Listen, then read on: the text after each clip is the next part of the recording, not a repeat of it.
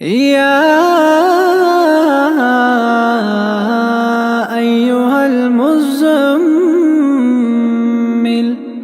قم الليل إلا قليلا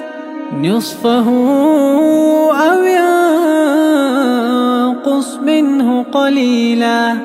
أو زد عليه ورتل القرآن ترتيلا إنا سنلقي عليك قولا ثقيلا إن ناشئة الليل هي أشد وطئا وأقوم قيلا إن لك في النهار سبحا طويلا واذكر اسم ربك وتبتل إليه تبتيلا رب المشرق والمغرب لا إله إلا هو فاتخذه وكيلا واصبر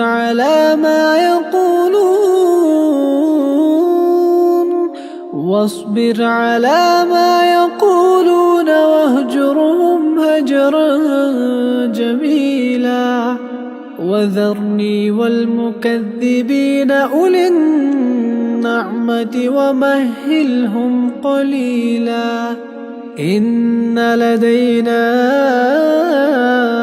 أنكالا وجحيما وطعاما ذا غصة وعذابا أليما يوم ترجف الأرض والجبال وكانت الجبال كثيبا مهيلا إنا أرسلنا إليكم رسولا شاهدا عليكم كما أرسلنا إلى فرعون رسولا فعصى فرعون الرسول فأخذناه أخذا وبيلا فكيف تتقون إن كفرتم يوما يجعل البلدان شيبا السماء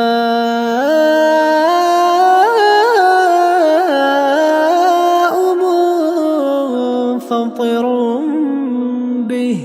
كان وعده مفعولا إن هذه تذكرة فمن شاء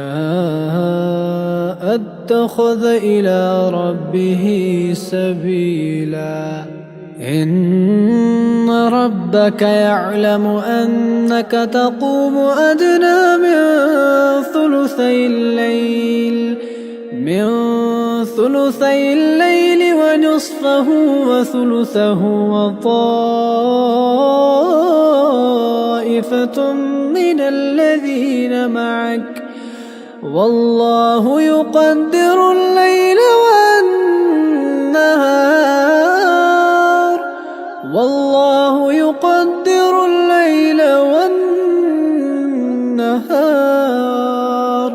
علم أن لن تحصوه فتاب عليكم فاقرؤوا ما تيسر من القرآن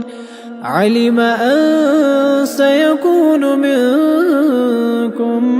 مرضى وآخرون يضربون في الأرض يبتغون من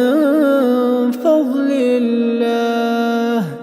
وآخرون يقاتلون في سبيل الله فاقرؤوا ما تيسر منه وأقيموا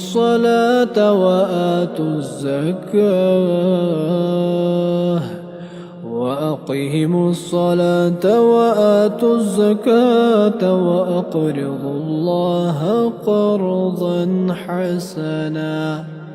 وما تقدموا لأنفسكم من خير